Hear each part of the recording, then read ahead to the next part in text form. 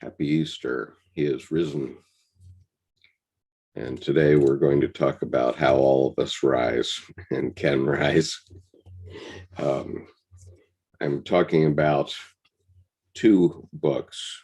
I'm reading two books for the last 3 weeks. This is the fourth. And the two books are The Unseen Partner, Love and Longing in the Unconscious, by Diane Croft.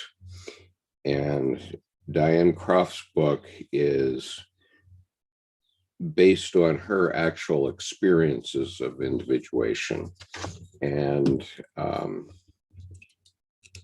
it's intended to give you a sense of what types of events occur in individuation. I was criticized apparently because I'm calling this a primer in individuation. And I assure you that if you read this book, you will have a pretty good idea of what individuation is all about. But whether it's a primer or not, I think if people think of primers as Dick and Jane went up the hill, that sort of primer, then no, this is not that kind of primer.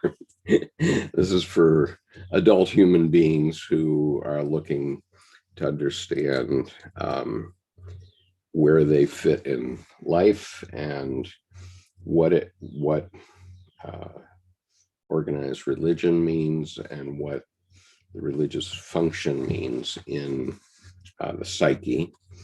And I am pleased to observe that my partner in this enterprise, Jordan Hoggard, has joined me.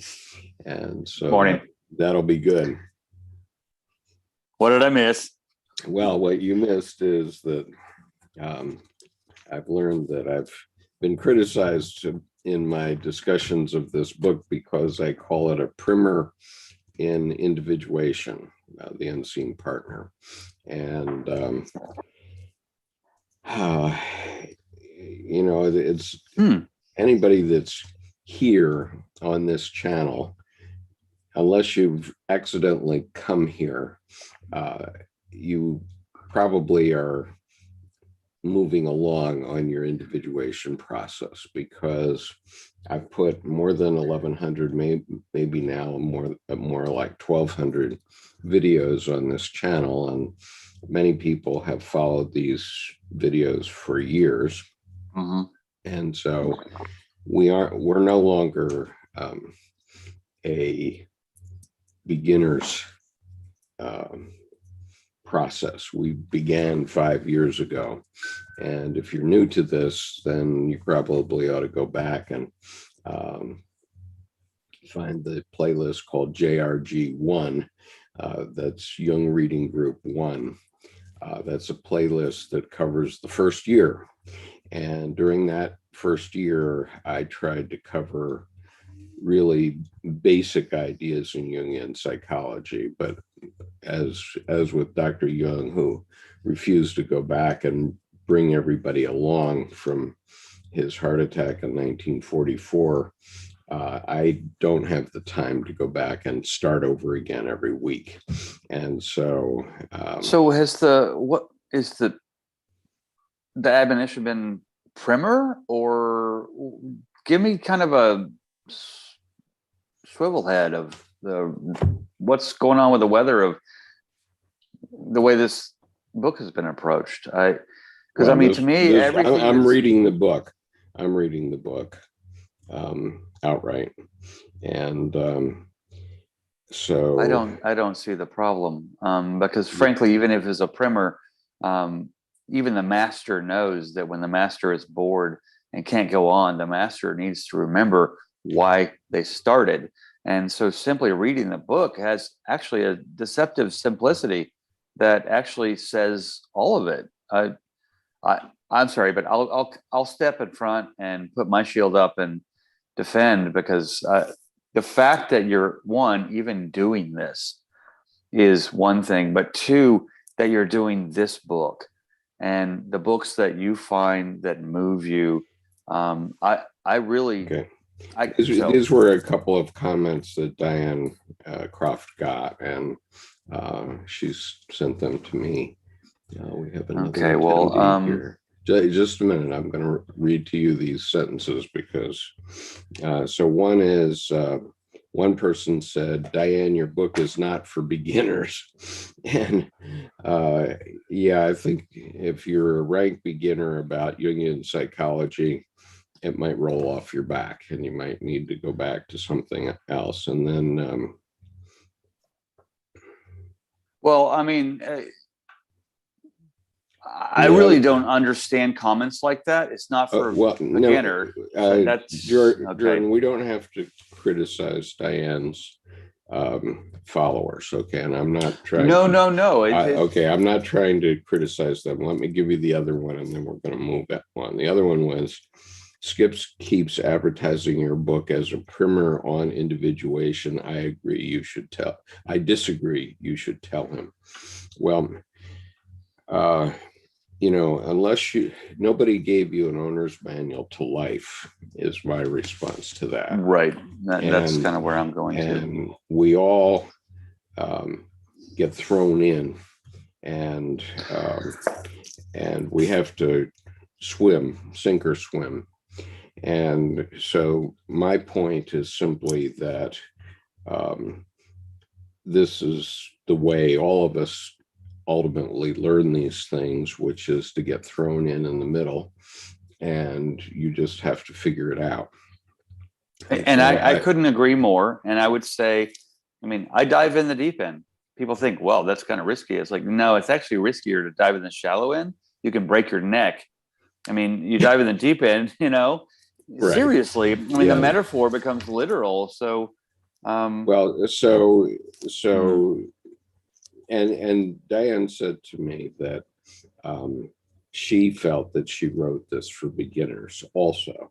And I think she wrote it for beginners and for advanced people, because it really gives you the sense of what's happened here. Well, and I couldn't agree more, because honestly, when I quote unquote dumbed my book down for beginners, it actually made it more of a deceptive simplicity. And this book is not stripped down such that it's bare. This book is like the nudity of a star. It needs no veil. And it's right here at whatever level you take it at.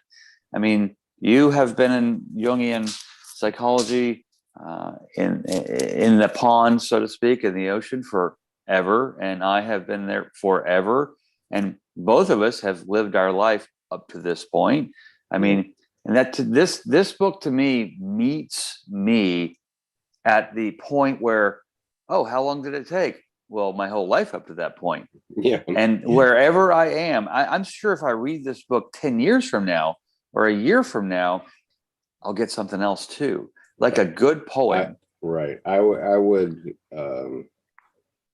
just say that for Jungian psychology, there is no good place to begin. Except birth. Yeah. Right. And even Dr. Jung resisted up to the very end of his life even writing anything for laymen in general. Mm-hmm. And so what I'm trying to do with this channel, what I've always been trying to do, is give people a place to start. So let me start for today. And excellent. And so one of the two books that we're reading is The Unseen Partner, Love and Longing in the Unconscious by Diane Croft. And well, could I contribute just two quotes before you get started? Okay. One, Carl Jung. I'm so glad I'm Carl Jung, so I don't have to be a Jungian. and to go with that one, Oscar Wilde. I suggest to be yourself, sir. I hear everyone else is already taken. Yeah. So, you know, so those to me, that's, and then we dive right into this book. I mean, this book is quite an event, frankly. I mean, poetry. Yeah. Okay. So this book is set up with facing pages. Every basic thought, let me uncloak for a moment so everybody can see this. Every basic thought is 2 pages.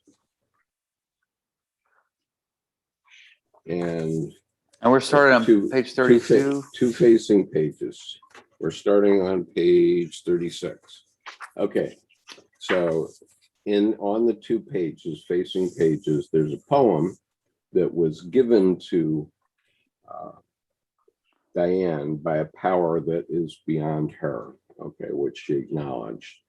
And Right. then there's a photograph or a photograph of a painting or something like that. The title for the 2 pages section, this title is Confession. And then there's a quote from some famous person, and then there's Diane's commentary. And so that is how the entire book runs. And so the last 3 weeks, we've read to page 36 of the book. And this is the 4th session of this. And I hadn't thought about this until now, but the words that come from beyond, then the painting, then the quote, then her words, and then her wonderful unseen partner glyph. That's a quintessence. She's got a 5, a nature number going on, even in the composition. It's almost so big and so there, I didn't even see that till now. Okay, so here we go. I'm going to talk about the first one that comes to us today, which is confession. And we're all familiar with this. The Catholic Church has confessions and confessionals. And so I am not okay, and you are not okay. And in that circle, we dance as one, pretending we live outside the frail chalk line that traces the memory of a dead body, believing we have risen above the dank soil that messed our Sunday clothes when Mama called us by our full names, and we felt a sense of shame, looking down at our dirty brown loafers, those shiny pennies. Great topic for Easter Sunday here. It certainly is. And be careful on your Sunday best when you go to church today if you're going. Okay. And I laugh because I always had black penny loafers, except I put nickels and dimes in them because the copper felt the clash. Yeah. So anyway, the image that she has here is an image of pennies, a pile of pennies, and it's called Ingleton Copper Coin Tree. I was going to say, isn't it by a photo by Emmanuel Giel, 2006. Yeah, this is you know this tree? This tree is a place where instead of a wishing well, and instead of a pile of pennies, people hammer the pennies into the tree. And the whole tree is covered almost like a fish with scales with all these pennies. Yeah, I haven't seen the whole piece, but that's the photo she's selected. Yeah, it's okay. So here's the quote that she provides. The ego, which is conscious of its own dirt, is pure, and the way is open to it to experience the self. By Edward Edinger, Ego and Archetype. Now, what we're talking about in all these cases, everything I talk about, everything I have talked about, this is a primer idea from Jungian psychology. There are 2 psychological centers in your psyche. One is the ego, that is everything you're conscious of, and one is the self, the God image, or everything you're not conscious of. And the part of you that you're not conscious of is actually the boss. And right. In Jungian psychology, we call that the self. Now, you may think that that's an extreme statement, but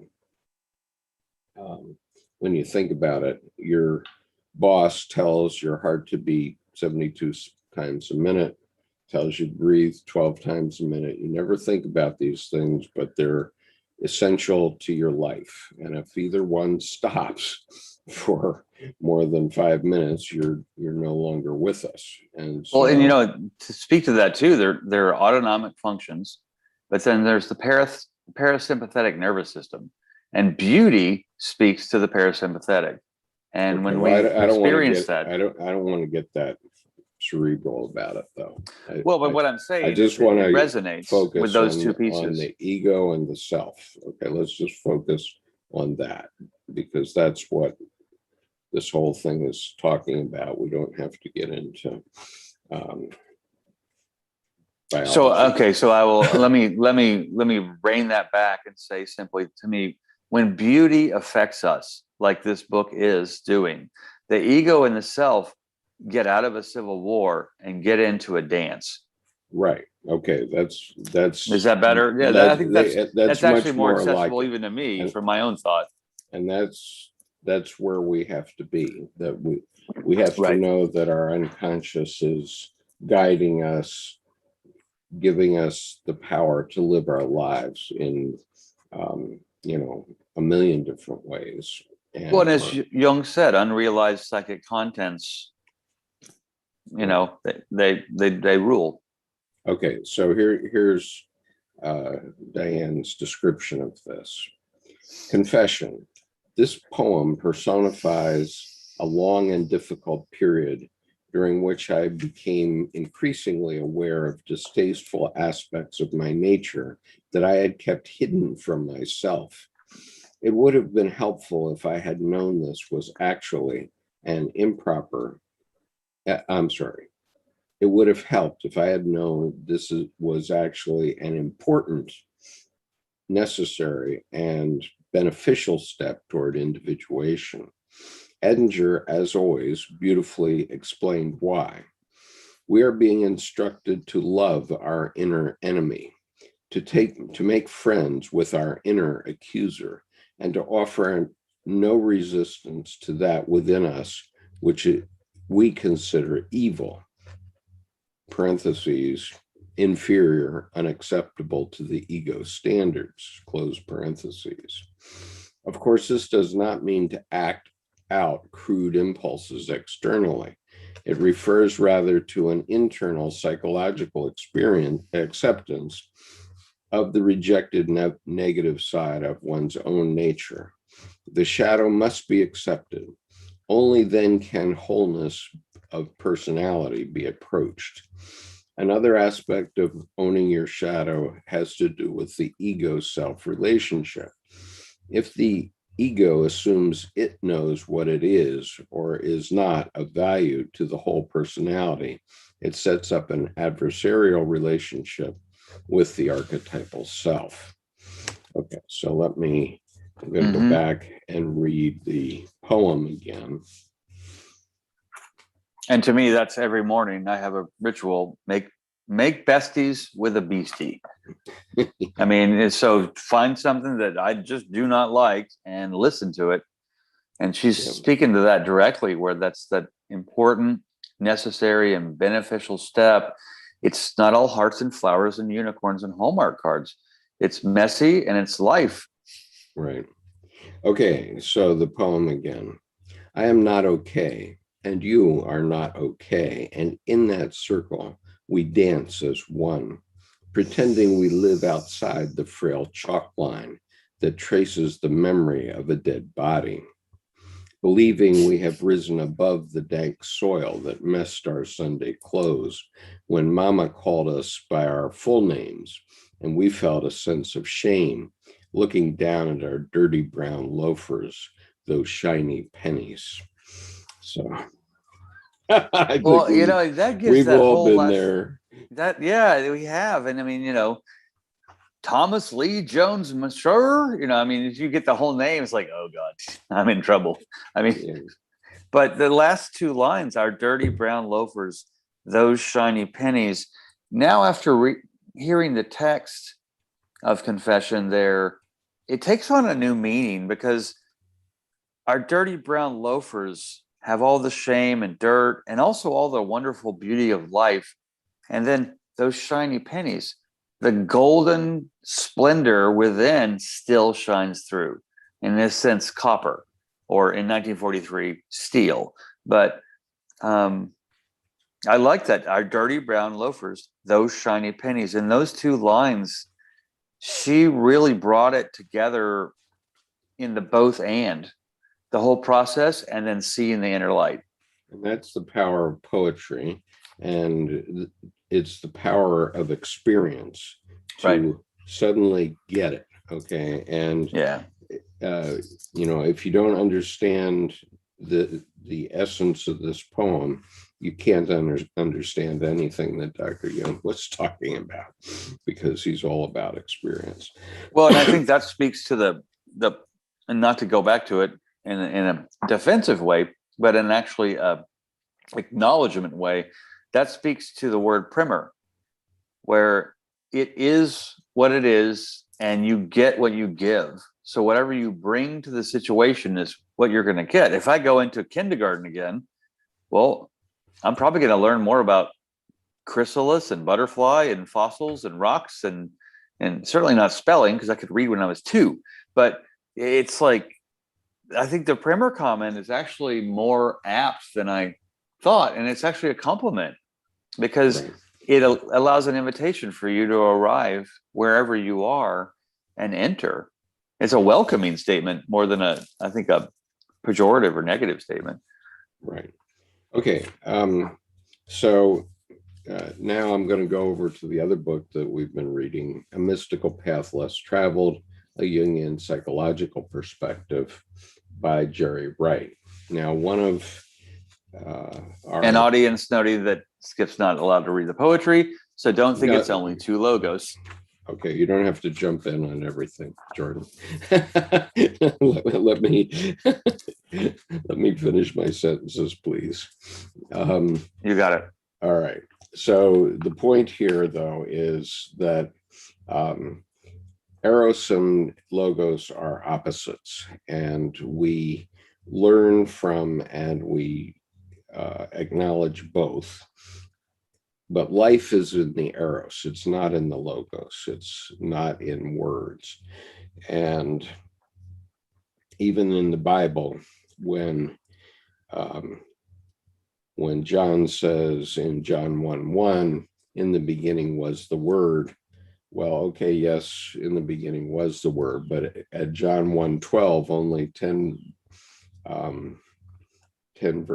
11 verses later, or actually in John 1:4 and 5, it's already saying that the uniqueness of Christ was that he was the light and the life. So he wasn't a word. Jesus Christ was not a word, and none of us are words. We are living, breathing piles of protoplasm, and that is an experience, and that is life. And so what Diane was talking about was the experience of life. And this book, A Mystical Path Less Traveled, is balanced between logos and eros. But one of my subscribers had said that reading these 2 books together is a good idea, because Diane has the eros and Jerry has the logos, but Jerry also has the eros. So I don't want to imply that Jerry is all logos. In fact, he does have a lot of poetry in his book, but he did ask me not to read his poetry because he's going to appear here 2 weeks from today, and he wants to read the poetry himself, which is fair enough. And so I'm skipping the poetry in his book, and therefore the part of his book that I'm reading is the logos. Now,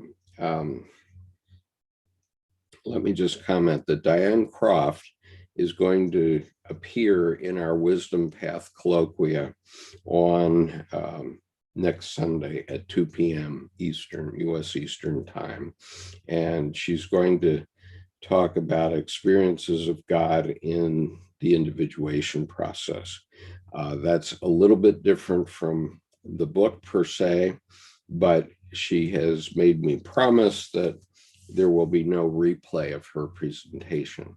And so as a result of that fact, if you want to know, if you want to talk to Diane Croft directly, learn from her, and inquire, then you must attend the live session. There will be no replay on the YouTube channel. And so that's next Sunday at 2 p.m. U.S. Eastern Time. And before the end of this, I will provide the link again.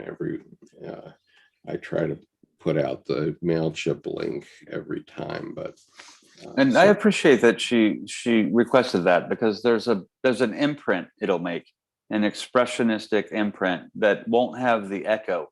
It'll simply be in the moment. It'll be the experience, and it'll be when it was, and then further from that, it will be in the past. Okay, and I'm putting on the YouTube channel the link for the list so that you can get the time of the session and so on. Okay. All right. So now I want to read from Jerry's book. And part of Jerry's book is journal entries. And so these are not necessarily following the same order as Diane's, but the reality is that nothing follows in order in life. Right. And so we stick our oar in the water and hope that we can propel ourselves forward. So the first reading from Jerry's book is, this morning I am thinking that as bold and radical as some considered my first book to be, it was actually not radical enough. I declared that for me, the monotheistic God image and myth have died, and suggested that those who remain identified with the three major monotheistic religions are likely suffering various stages of unconscious grief. Grief is natural and necessary, and has no prescribed time frame. However, grief can also be a place to hide from the challenges and responsibility of embracing a new future and a new life. The time for mourning theistic and monotheistic gods and religions has passed. Pretending death did not happen is no longer a viable option. Childish faith is no substitute for childlike faith called trust. Okay, so can you read that last line again? That was really good. Childish faith is no substitute for childlike faith called trust. Okay, yeah. So childlike faith called trust is in the experience as you're being raised. You learn to trust your parents, for example. They are your gods at the beginning. And that's not praying, oh my God, I hope my mother feeds me breakfast this morning. Yeah, it's not a prayer of petition. It's that right. That deity prayer. Right. So it's an experience of your parents being good parents, or your parents at least being good enough to keep you alive until you grow up enough so that you can take care of yourself. Right. And so there's a lot packed into this. Jerry is a retired Presbyterian minister, so he served a congregation for decades, and he also is a professional Jungian analyst. And here he's saying that the three Abrahamic religions are dead, which is a heck of a thing to be talking about on Easter Sunday. And so, thinking about that, though, to me, I appreciate even more that statement that not so much in tandem with Nietzsche, God is dead, but dead in that the chaff is starting to blow off the wheat, and we're getting to the good stuff that we can actually make some bread with.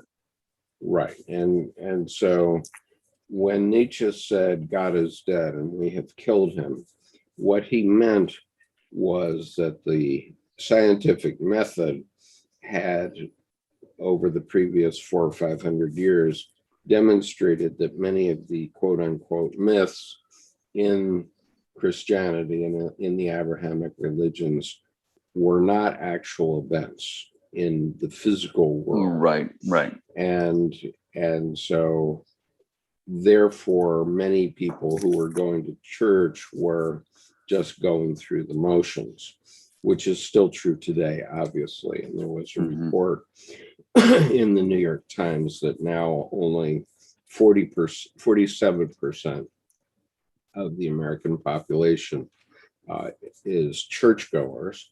And that is, that's a trend that doesn't look like it's going to go back. However, I think that we're making a mistake if we think that we're just going to discard these Abrahamic religions or any religion. And my reasoning goes to the idea that Jung came along in the next generation after Nietzsche, and he found the living God where he lives and how he goes about doing the work of the Godhead. Right. And what he found was that the religions have been telling stories that they thought they could tell to early Iron Age men in 3,000 years ago or 2,000 years ago. And people would understand it, and they did. But nowadays, we need something more. We need a modern, we need to rethink all of our religions in modern categories of understanding. And so this is where Jungian psychology comes in, because the things that were happening in the Old and New Testament that started religions, and also in the Quran, and also in all religions, are numinous events. These are the types of events that Diane Croft is talking about in her book. And then people go talk about those, and they become believable, and they're a belief that gets passed along. And so if we think of it in that way, and in the way of the psyche rather than in the way of the physical world, then they're all true. Okay, all the religions are true, and we can keep them and use them if we understand this point to teach ourselves, to teach our children, and ways of developing community, which they always have done. And there are a lot of good things about religion that we can't turn our back on. We can't just flush them out with the soapy water. And so, so that's my view. And Diane's talking about numinous experiences here, where each of these poems, and there were actually 700 of them, and so this book is only a selection of those 700, where she didn't think them up. Okay, it's not a question of thinking them up, and poets normally do not think things up. They experience them and write down what they're experiencing, but they don't think things up. Oh, this is a good idea. Oh, I should write about confession, for example, or whatever it is, because that's how it gets deadened. And so,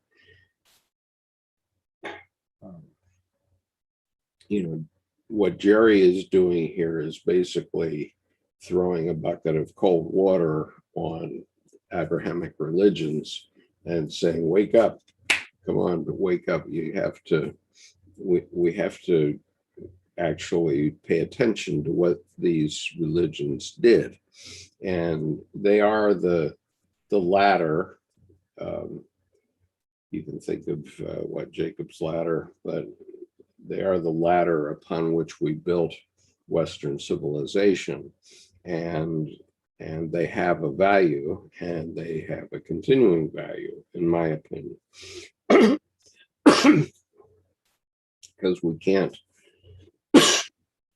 just invite or develop our societies out of whole cloth in every generation. It just is too much to accomplish. And well, and Colleen says no rootless flower, Colleen Keybear. right. And there's the rhizome, and then that makes rhizomatic fabric, which is inherently a quilt. It's not a single thing. Right.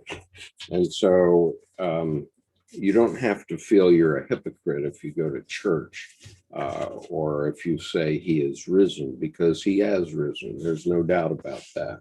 We wouldn't be here today and doing what we're doing if Jesus Christ hadn't lived. And because we're mentioning a man that lived over 2,000 years ago, today, he certainly is still living in a sense. His spirit is still with us. And so is the spirit of Carl Jung, etc. And so, the two-word definition of marketing is remember me. And we certainly do, like or dislike, remember him. I mean, it's like you said, 2,000 years. That's not staying power. That's indelible and almost natural. okay. And also, let's see, since I mentioned John here, should go back and talk about John for a moment. Not First John, but John.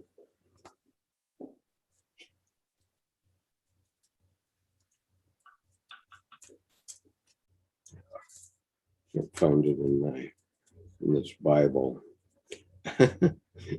I have not the first batches, but the more important one that comes right shortly after, right? Yeah, I'm not. I love the distinction there, because every time you read that one, there's just an indication to please read through to the end. It kind of cross-checks your assumptions and expectations. And when you read that, I remember Sunday school when I was a kid, and it just almost sheds that like a skin. And then I hear the real substance when you read the line, that passage. Yeah. I mean, the point is, I was getting frustrated with the phrase, in the beginning was the Word, and the Word was with God, and the Word was God.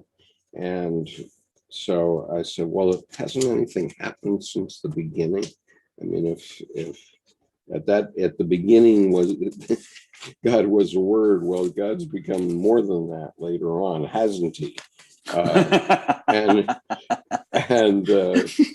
otherwise, he's a word on the page, and that, what's that? Why am I worshiping a word on the page? But John, the Apostle John, says it quite clearly. So let me just begin this. So this is John 1:1. In the beginning was the Word, and the Word was with God, and the Word was God. Okay, so we needed a word to get our minds around the idea of God. Okay, but then John 1:4. Okay, so most of the religions today hang their hat on that John 1:1 phrase, and they don't go further. But only 3 verses further, John the Apostle says, in him was life, and the life was the light of men.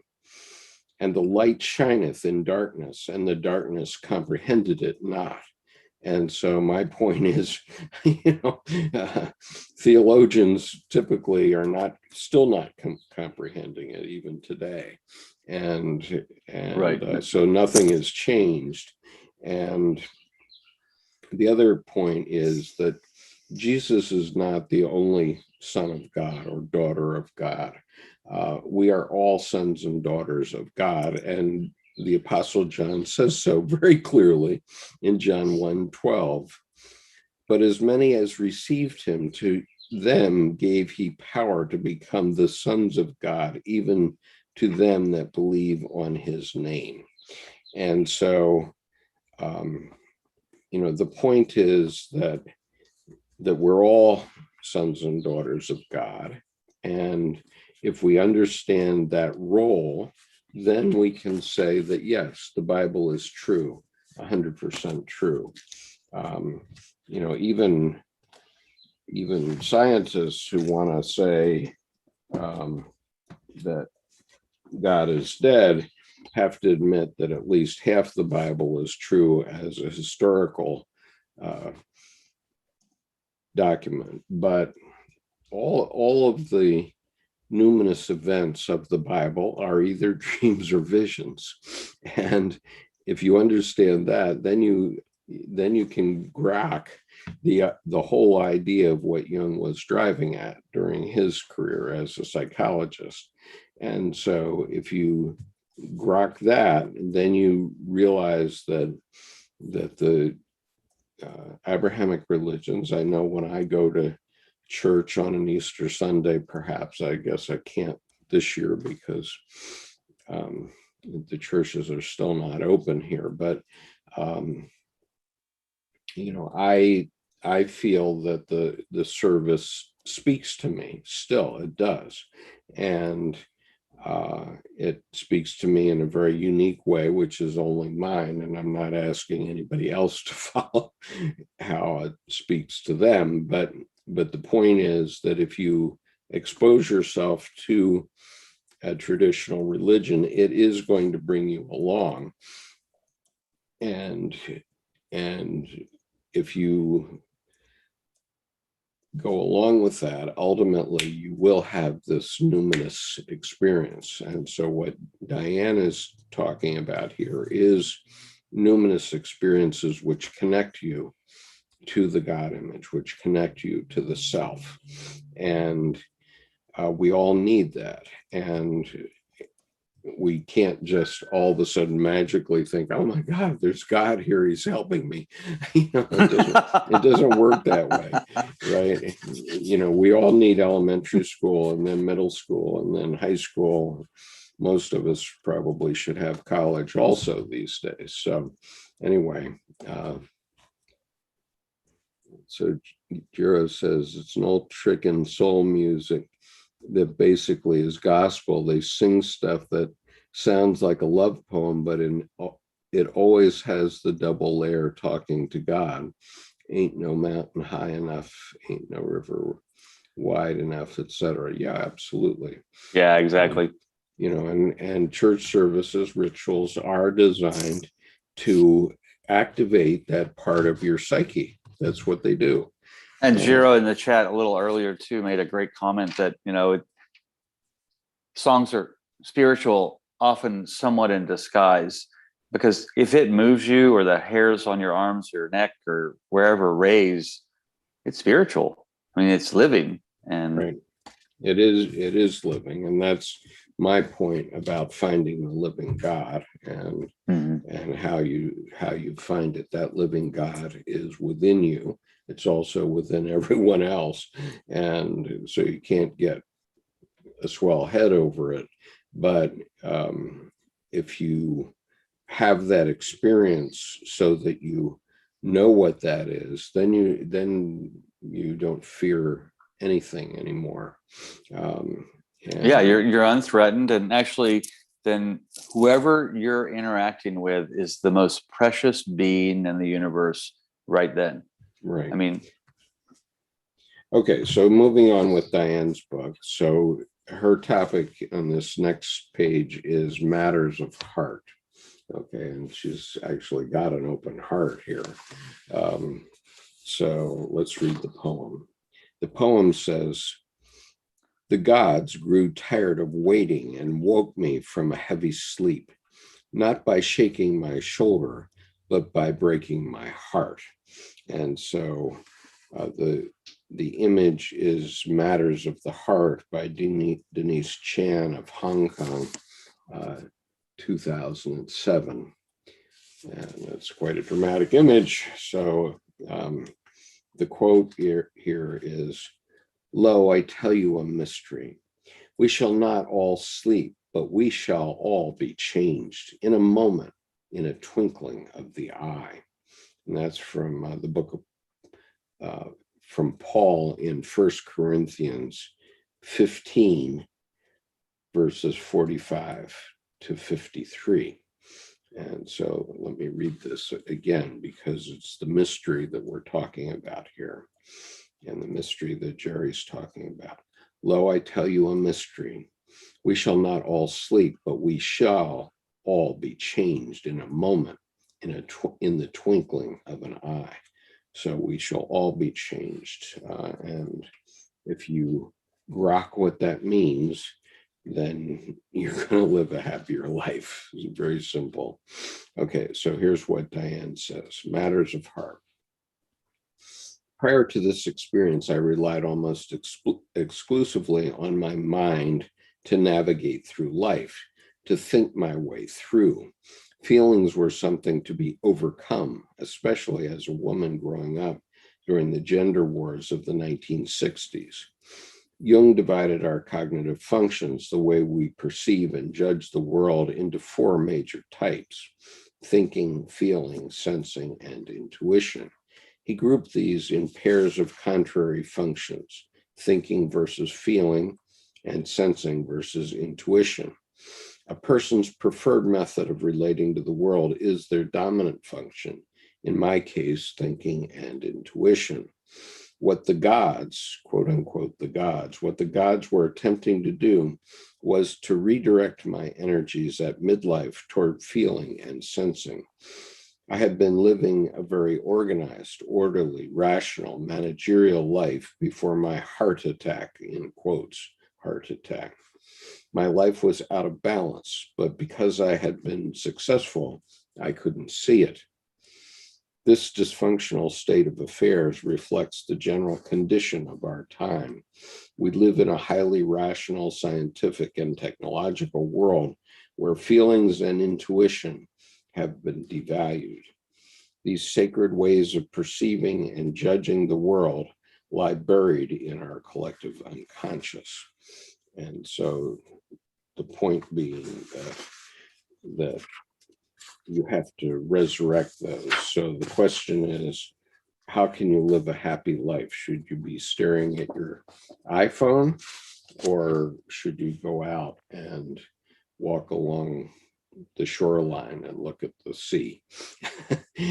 Well, no, that last that you read, the feeling and the sensing actually being the primary importance in, especially in a post-disciplined, mature person, because then it's most important to be present, wise in time, in the present, and your awareness. You're not blithely and blindly basically wandering into trouble.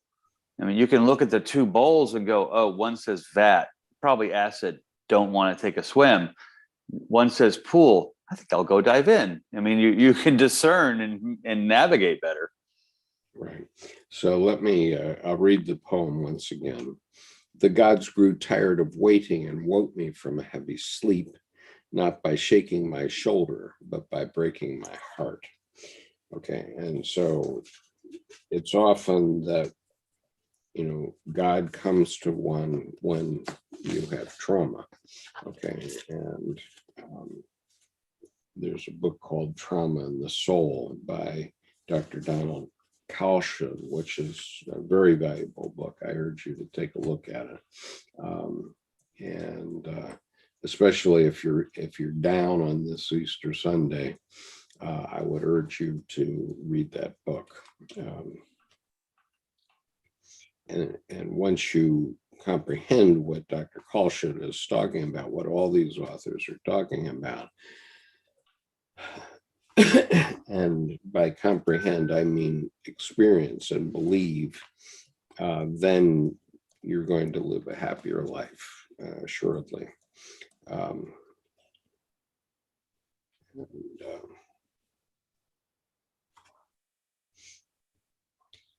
a matter of fact, since we're talking about experience, let me just pull Dr. Kalsch's book out for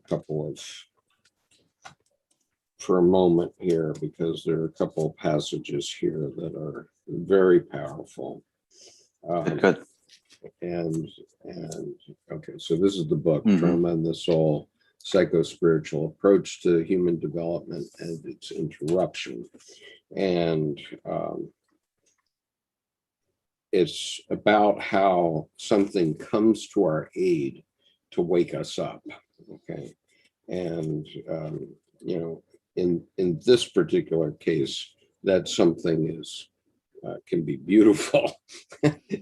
In my case, it was Mephistopheles plopping himself down in the seat next to me.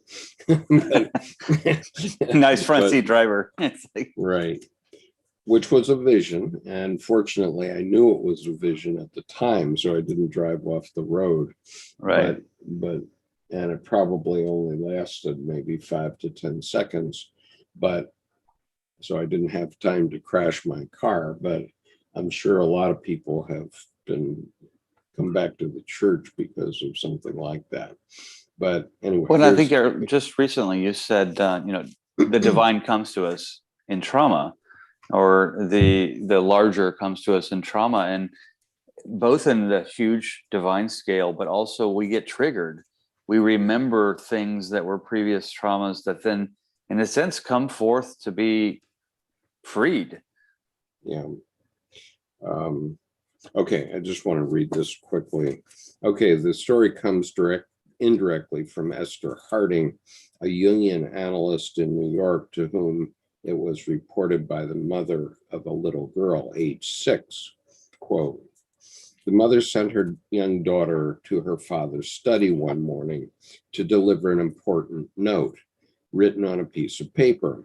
The little girl went off to deliver the note. Shortly thereafter, the daughter came back in tears and said, I'm sorry, mother, the angel won't let me go in.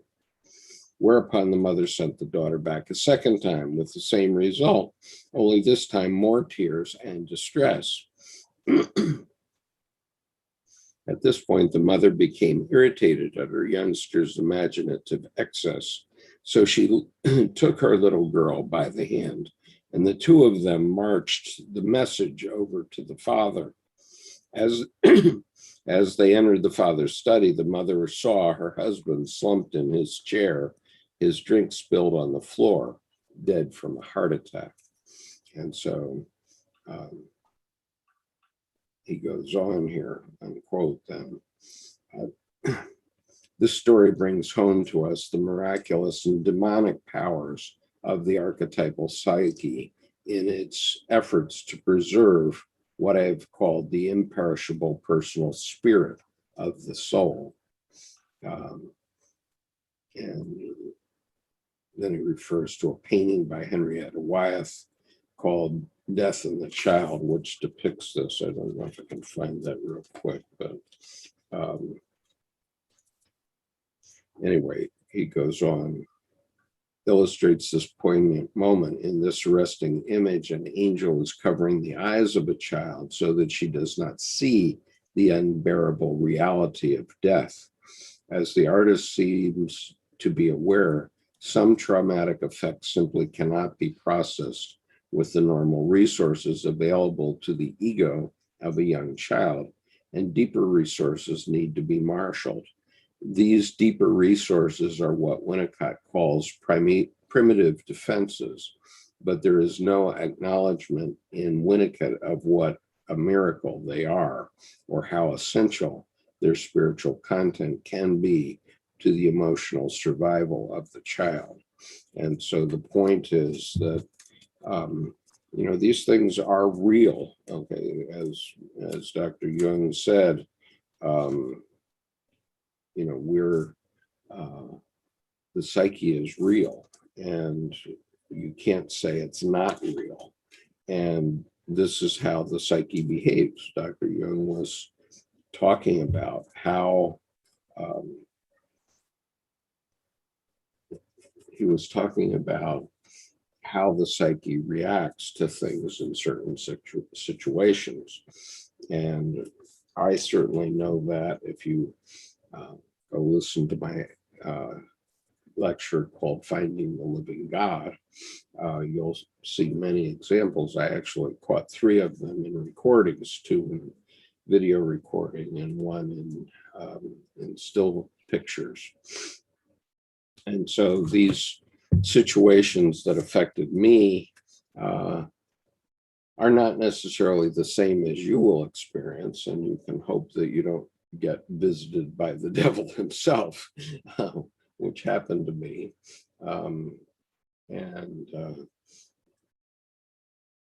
But anyway, they happen to us as human beings, and they wake us up.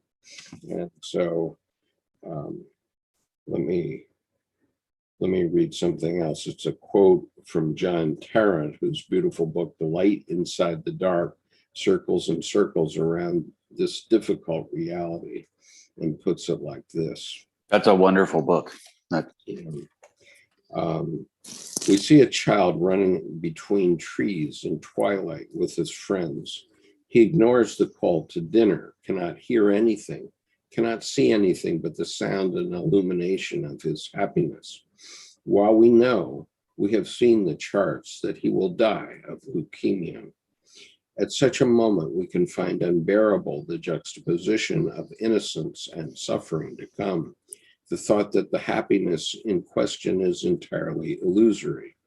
It is hard to have the grand view of the angel at the same time as we have the intimate view of the boy who wants to run and run forever. We have to acknowledge that the child was happy, looking forward to a future that would not be his. We have to say that life itself is beautiful before we talk about outcomes. Everything we taste is snatched from death. Our responsibility is to taste it completely. We betray the angel's view because we must. Those we love die, yet we must eat. We must sing. We must love them anyway. That is our job. We may have the angel's view as well as the child's, but not instead of it. When we stop singing, it is our time, and we too go into the dark. And so in the case of Easter Sunday, Jesus Christ was trying to make a point, and the only way he could make it clearly was by voluntarily going to his death. And so he made it. And as a result, as Dr. Jung said, this was only possible for this one man, Jesus, to make this point. But it doesn't mean that Jesus Christ was the only Son of God. We're all sons and daughters of God. And Well, that kind of reminds me of Jesus as kind of 8 or 9-year-old talking to Mary. Mom, where do babies come from? And Joseph is walking around the corner out of the room. Yeah, Mary, where do babies come from? You tell him. You tell him. So let's put it this way. In that part of the world, even today, and maybe not specifically in Jerusalem, but certainly in the Middle East, if a woman gets pregnant before her marriage, she could be stoned to death. And the fact that Mary had a dream, which is what she did have, and Joseph had a dream because they each had dreams, her life was saved and Jesus was born. That was a miracle in those days. And in some places, as we already know, it would still be a miracle if a woman became pregnant and well, and also it's not lost. Yeah, not lost on me that the dual nature of the masculine and feminine both having the dream. So there's the balance, which then invoked the divine of JC. Absolutely. And so that certainly is a miracle, and especially in those days. And so reading on now with Jerry Wright, A Mystical Path Less Traveled. As an exercise of religious faith, we have to entertain the possibility that there is nothing we can do to save the church we have come to know, even to love. Perhaps the church has to experience its death. The very death it proclaims is the doorway to new life, and the death it fights so hard to avoid. For me, the church died long ago, when its foundational myth was literalized and morphed into a plan for empire building and world domination. The mystical teacher, Jesus, was nowhere to be found. That Jesus remains buried under centuries of dogmatic wrangling. Those who remain in the church, hoping for a miraculous cure, may at best be in a collective grief support group, with its leaders providing weekly eulogies. More generously, the church has been under hospice care for centuries, yet its members and leaders continue to ignore the DNR, the do not resuscitate notice, prominently displayed. This constitutes part of my personal experience and testament. It may or may not be true for others who are equally sincere and equally deluded. It's the honest dialogue by which we approach truth that remains just outside our reach and always beyond our grasp. I love that last line, because there's that always complete, never finished. It's like just beyond our grasp. Right. And so while I absolutely agree that the church, as it was conceived originally, let's say, or maybe not originally, but the Christian church, as it has come down to us, is not literally true. However, it guides us through the steps of psychological development that we must go through before we actually have this direct experience. Right. And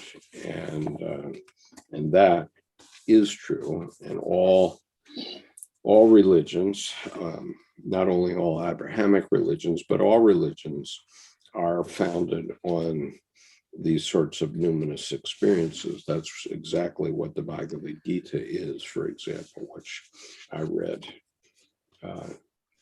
cover to cover in 3 different versions last year.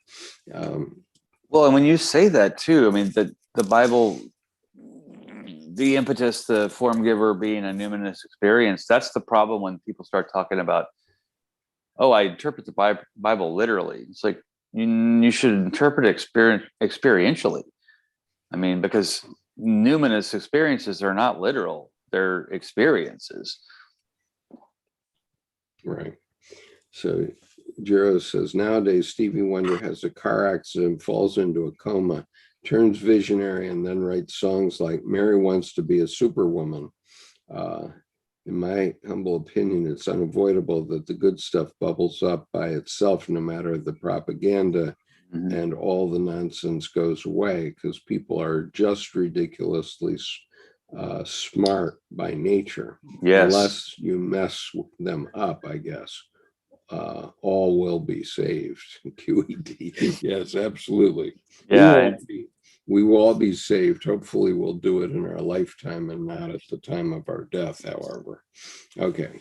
So well, be saved or learn to swim. You know, you don't need a life preserver if you know how to swim. Yeah. And so many have heard my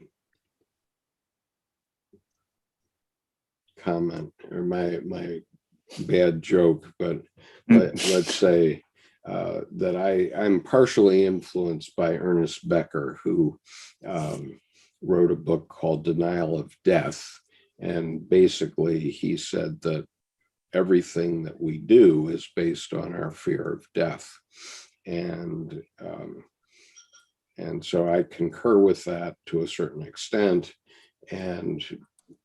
But death is not to be feared. Okay, now I'll give my short bad joke that was taught me by my Turkish playwright friend, Maltamata Khan, who said, when you're dead, you don't know you're dead. It's only difficult for your family. When you're stupid, it works the same way.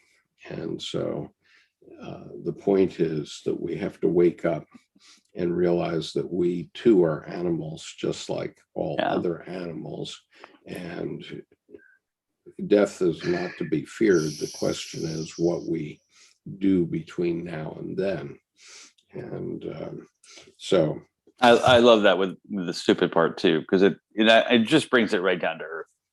Right. And so here's the next topic for Diane Croft, Off the Wall, and you see the image is an egg made out of many stones. And here's what she says. And Richard Schilling, that artist who did that, does this so deftly all over. He's worth exploring just for the visual constructions like this. That there's no mortar. I mean, this is something that's just stacked, and it works. Yeah. Okay. So anyway, the poem. If I were one muscle weaker or one breath short, I should be broken, a Humpty Dumpty crumbled white shell of myself, each piece too tiny to find its way back. All the king's horses and all the king's men looking for my face in the topsoil, riding back and forth along the wall, banners flapping in the wind, anxious to do their duty, dropping to their knees to put the pieces together before the sun sets and darkness makes it impossible to see, hearing only the crunch beneath their boots. Yeah. Absolutely. Yeah, and that's even the search destroys what you're searching for. Right. And as Jordan said, this image, which is an egg, Right. is called Cloca Egg Kaim, 2008, built by Richard Schilling in England. Okay. And then the revelation. As the vessels of a potter shall be broken to shivers, Revelation 2:27. And Diane's comment now, off the wall. When the ego encounters a superordinate authority within, it faces a real danger of being destroyed by the powerful primordial energies residing in the unconscious psyche. It's an assault that can be withstood only if the ego holds its own. If the ego breaks, you have a psychosis. Here I stand very close to that border. If I were one muscle weaker or one breath short, the idea is not to break the ego, but to break down the resistance of the ego to allow libido enhancing energies from the unconscious to come into view. The only way for the unconscious self to constellate is through the individual ego, its organ of consciousness. Edinger explains this confrontational phase in the sacred psyche. Quote, in the course of individuation, the ego has to break to some extent in order for the large standpoint of the self to come into view. There's almost always a break of some kind, but if the mending takes place, the ego is then knit together by a connection to the self, and it's practically indestructible because it has a transpersonal foundation.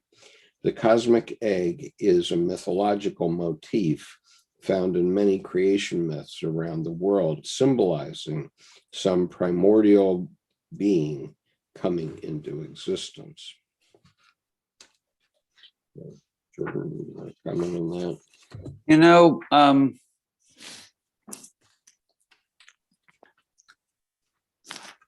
primordial being coming into existence reminds me that the caterpillar, nothing about the caterpillar tells itself about the butterfly. Right.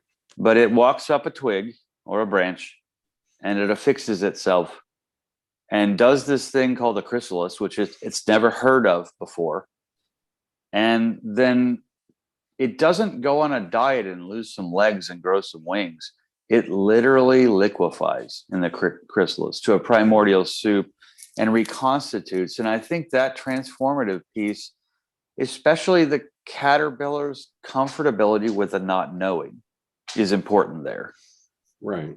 And you can find this even at the time of death. My father was scratched by a barn cat one time, and he developed an abscess which caused his skin to swell up to be about double his normal size. I mean, he had something like 45 gallons of fluid under his skin. Wow. It was hugely painful.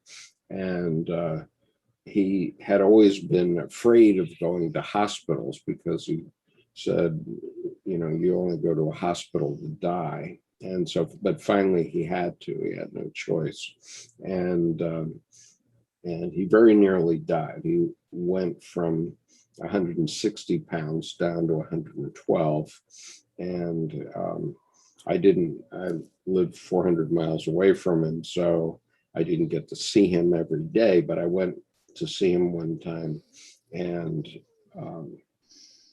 he looked like a cadaver. He literally looked like a skeleton, and he had bed sores and wanted to turn over. So I picked him up to help him turn over, and it was like picking up a bag of bones. And so once I got him comfortable again, I'm looking at him, and he has this very grimace on his face.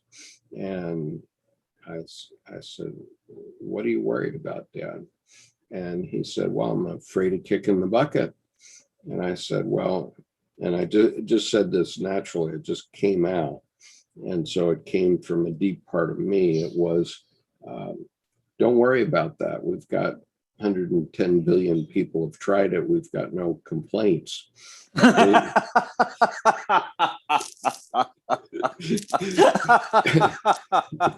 Oh, wow. Oh, gosh. I'm going to steal that one. I'm going to steal that one. That's beautiful. You know, we got no complaints.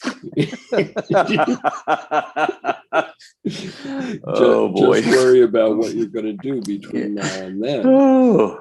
So I said, just worry about what you're going to do between now and then. And in that instant, a light turned on. I could see him have an aha moment, and his whole demeanor changed in that moment. And he lived another 8 years, and that was a very fulfilling 8 years, because during that 8 years he saw 2 of his granddaughters married, and a bunch of other family events and he recovered completely.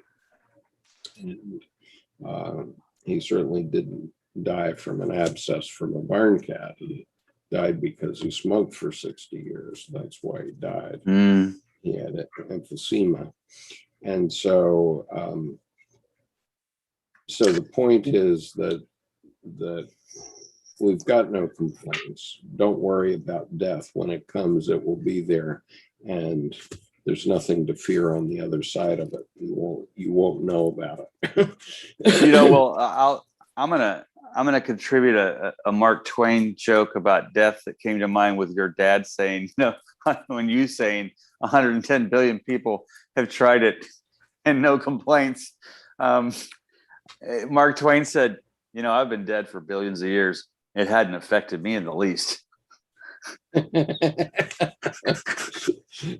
Right. Okay. So now we'll go to to Jerry's journal entry. So I'm reading from A Mystical Path Less Traveled, a Jungian Psychological Perspective by Jerry Wright. And by the way, this is published by Chiron Publications, and I would urge you to buy the book directly from Chiron.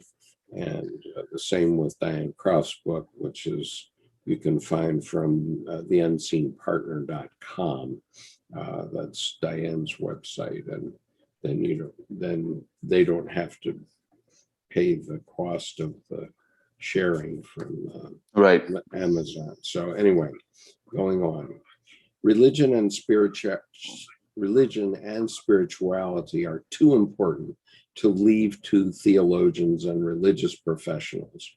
Religion and spirituality require the contributions of psychologists, scientists, anthropologists, sociologists, artists, businessmen and women, and yes, even politicians. Self-identified atheists are also making vital contributions. If the natural material world is truly home to the divine, all perspectives on the mysteries must be honored. Wow. So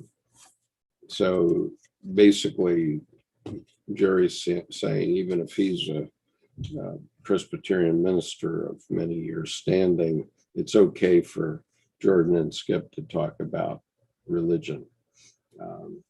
And hello, Valdo from South Africa. We often have friends from South Africa, as a matter of fact. Could you read that last sentence by Jerry Wright again? That really landed. That last sentence. Okay. Or it's like a paragraph of a sentence, but it really landed. The point, if the natural material world is truly home to the divine, all perspectives on the mysteries must be honored. And so the point is, there are mysteries. You're not going to get away from them. If you're looking for truth, that's a truth. It's like change. The only thing that doesn't change is change itself. And so we all can talk about it. It's not verboten to anyone.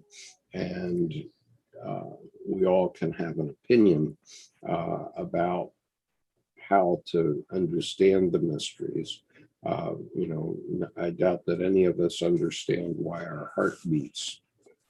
Well, and that all really relates to the movie we recently watched for Khushbu, the Agenta, when the American says, "But you're speaking of Buddha and you're Hindu," and he says, "Oh, we are one," and that right there is a direct expression of that all. Yeah, that's expressed there. We're all one, and all religions are true. They all have their foundation in numinous experience, and so. Well, and Rabbi Lord Jonathan Sachs, who passed away, I think last October, November, had a brilliant portion of his career almost completely dedicated to expressing the dignity of difference. Right. Okay. I'm glad that Vivian and Jiro have gotten to know each other. We have listeners in China and South Africa, among other places, hopefully. Anyway, the next section from Diane Croft is senseless. That's the topic here. And I'm reading from The Unseen Partner, Love and Longing in the Unconscious by Diane Croft. Okay, so the poem reads, "Take me one step closer. Let me see what my eyes cannot, hear what my ears cannot, touch what my hands cannot, smell what my nose cannot. Take me one step closer without losing my senses." And so she's got an image called The Last Judgment here. Very powerful image. And That's such a wonderful poem about consciousness in enlightenment. Right. So it's 1537 to 1541. Michelangelo di Lodovico Buonarroti Simone. I guess this is Michelangelo. That's his whole. Yeah, he's got quite Okay. the whole name. And it's in this is part of the paintings in the Sistine Chapel. And the topic we're talking about here is senseless. From the Gospel of Thomas. I will give you what no one's eyes has seen, and what no one's ears has heard, and what no hand has touched, and what has not arisen in the heart of human beings.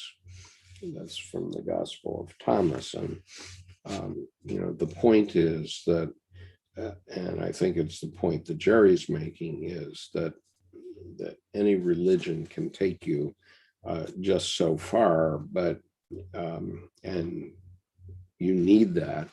You need somebody to guide you through that. Otherwise, it can be crazy making, literally. But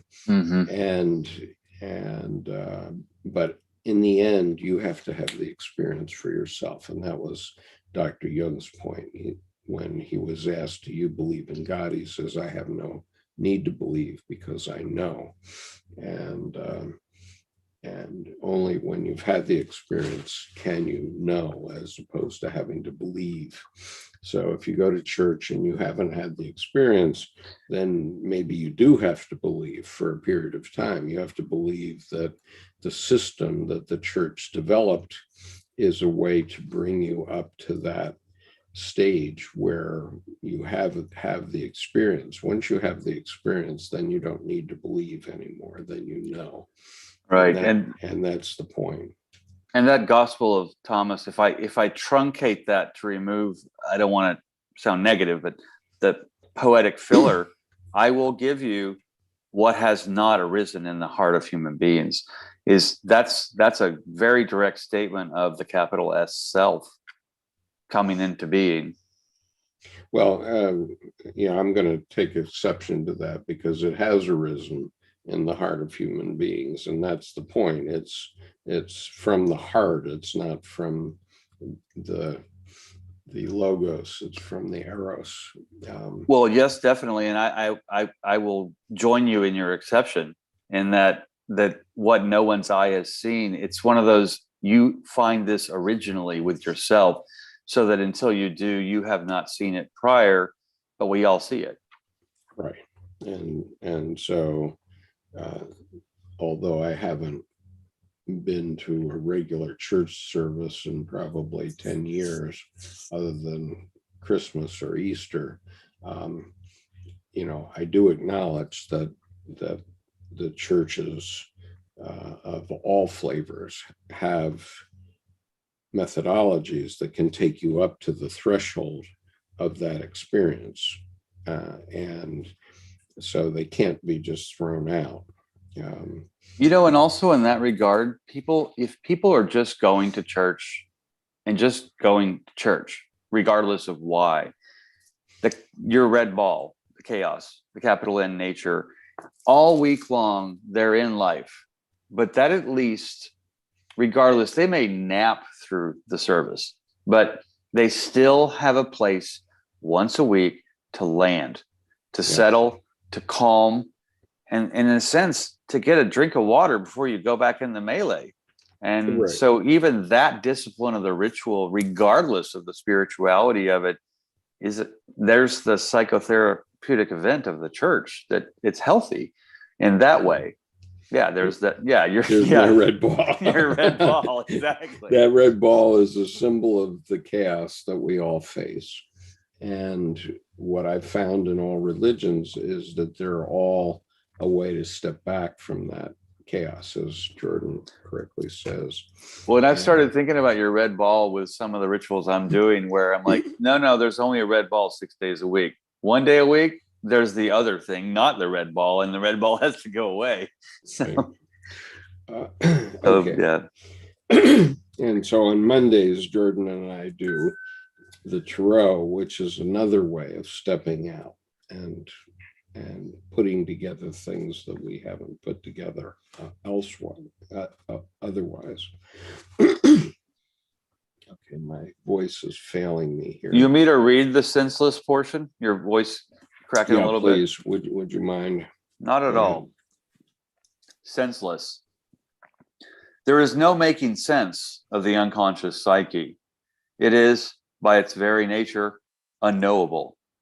That's why Jung suggested that the way is symbolic. The transpersonal psyche cannot be seen, touched, or heard in a physical sense. It can only be intuited and experienced symbolically.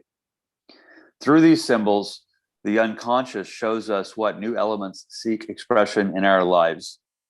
Days before he died, Jung was asked about his notion of God. He replied, "To this day, God is the name by which I designate all things which cross my willful path violently and recklessly, all things which upset my subjective views, plans, and intentions, and change the course of my life for better or worse. Falling in love or the loss of a loved one, a life-threatening accident or illness, synchronistic events, all may bring potential messages from the unconscious. But the only way in is through. One cannot stand outside the experience." One of my favorite poets, Rainer Maria Rilke, captures this feeling. "It's possible," in quotes, to quote the passage from Rilke, it's possible I am pushing through solid rock. I am such a long way in, I see no way through." End quote.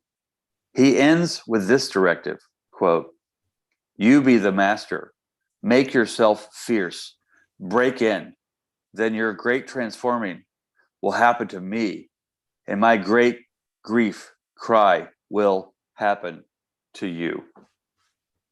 Okay, and the point of that is also the point of the Bhagavad Gita. And for those of you who don't know, the Bhagavad Gita is a story which takes place in a second or in 5 seconds, 10 seconds, very much like my experience with Mephistopheles.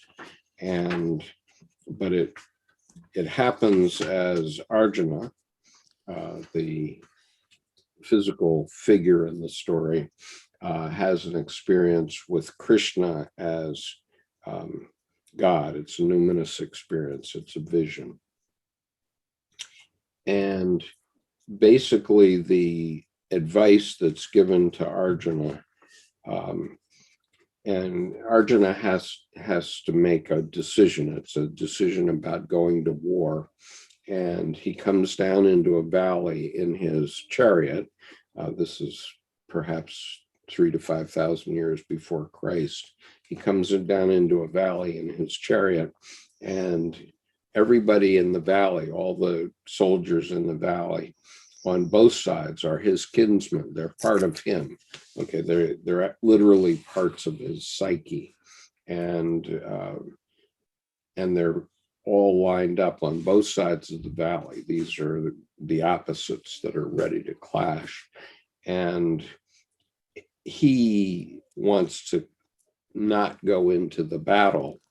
And Krishna says, "Man, you got to go into the battle. You have to get in there and mix it up." And that's the point here as well, is that we have to get into the experience of life. And there's no way out but through. And, I certainly experienced that when as a young man, I was faced with the Vietnam War and what to do about it. And I concluded that I had to go through it. And others, went back from it. They didn't go through it and didn't experience it. And from a political point of view, I think the ones that didn't go were politically right, correct, right as in correct. But in terms of a life experience, I think my solution was correct because I had to go through it and experience it. And I had basically decided, even just as it was beginning at the time of the Gulf of Tonkin incident, that I had to go through it. I had made that decision right then. And it was because my father had told me, standing on the dock of Yokosuka, Japan, that the Marines were going to Vietnam, and they were either there now, have been there, or are going there. And I said, why, Dad? And he said, that's because the generals need more ribbons on their chest in order to gain rank. It's the way of the world, basically, is what he was saying. And so that seemed quite wrong to me at the time, that idea that we would send troops so that generals could get promoted seemed quite wrong, and it is quite wrong. But what I knew was that the only way I would know what was wrong with the Vietnam War was to go through it. And I did, and I found out. And it really had nothing to do with that teaching, but it told me that I have to go through it, and in order to experience what's really wrong. And so there was no moment in my 23-year Marine Corps career when I thought that the Vietnam War was right. There was not a single moment I thought it was right, but I felt, as Krishna did, that I had to experience it. And that, for me, for my life, that was right, the right answer at the time. And so the point is that we have to dive in and have the experience. Well, in support of just that, I mean, you going through that, Rilke saying, Jung saying you have to go through it. The last two lines there, you be the master, make yourself fierce, break in, then your great transforming will happen to me, and my great grief cry will happen to you. That's a wonderful poetic statement of liberation. But Rilke was a master at both and I don't have it in front of me here, but he has a poem, Das Panzer, which is the panther. And if you want to feel incarcerated, if you want to feel the sadness and the diminishing life in 5 seconds flat, just read the panther, and you will feel the majesty of living strength deflate. And that, to me, is his ability to express the going through this so that he could get to these liberating statements like that last poetic line. So I would recommend the panther to anyone as a counterpoint of, it's not hearts and flowers. It can be quite difficult. Yeah, you gotta jump into life. Yeah. So, and that's how you experience the mysteries. Okay. And I think in the last 30 years or so, 40 years, we've made young people afraid of experiencing life, so they end up living in in the basements of their parents, and that's that's metaphorically quite something, because they're afraid to go forth and experience something, and so they hide behind their mother's skirts, type thing. Well, and we had a whole generation that rebelled against parents parenting, and so they didn't want any of that, and then the children ran the family, and now here we are. I mean, there's that whole thing of, no, you need to go through that. As in the military, they say, embrace the suck. You're going to be a little uncomfortable for a while. Don't worry about it. Go ahead and get the job done. And I think a lot of kids these days, not of any fault of their own, haven't been, I hate to use the word forced, but forced to have discipline, forced to go mow the lawn when they don't want to, forced to have to take out the trash. God forbid that you have any responsibility. And, Yeah. and then when you grow up to be an adult, you will live in a pigsty, and you'll wonder why mom's not coming around to make your bed and clean your room. And well, because you do that. Yeah, I remember when I was working in the kitchen in college, I always thought it was demeaning to be the pot washer, and indeed, they couldn't get students who were still full of themselves to be the pot washer, so they basically hired a homeless man at minimum wage who was willing to come in and wash pots. But the reality is nowadays I'm the pot washer in my family. My wife makes dinner, but I clean up after her. And so if you're too good to be the pot washer, you're not going to get too far with a spouse. Well, I love growing up. My stepmother, I remember she said, Jordan, we just got this $1,500 thing called a dishwasher, a new one, not the old one. And you're using it as a $1,500 dish drying rack. Why don't you use it? And I said, well, fortunately for me, and maybe for the rest of my life, the warm water on my hands feels like a meditation. It's calming and blissful. So I'm glad. I really appreciate you buying me a $1,500 drying rack. Yeah. Well, we had different reasons in my family. My mother had terrible eczema. Oh, wow. Okay. Yeah, the water would totally irritate that. Right. And so it was quite a gift from my father when he bought her the first dishwasher. It was quite a sacrifice when he did so, because we were poor and I didn't know it. But when he did that, her eczema cleared up. And so anyway. So she was probably just so soap skin dried chafe that anything got in and irritated the skin, and then she stopped and it cured or cleared. Dryness dries the skin. I mean, I have it too, but in the wintertime it gets quite bad. But we have other solutions now. We do have a dishwasher, but we use it for common sanitary reasons. Right. We wash the dishes before we put them in the dishwasher, and then we use the dishwasher to clean. Yeah. Yeah. Mm-hmm. Yeah. And so Jaros says, I had a very similar experience in how to phrase that. Let's call it a real life mythological journey. And I'm to this day not sure how much of it was real and how much of it was imagined. Back then I decided, what the heck, if things go awry, I'll write a great book about it or such. It's right where I'm standing. And as back then, every cell says, yeah, forward is the only way. The panther, Panzer would be a tank, etc. Yeah, she was correcting me on I thought it was Das Panzer, but it's Das Panther. It's the same in the German as it is in the English. And yeah, it wasn't a tank that Rilke was talking about. Right. So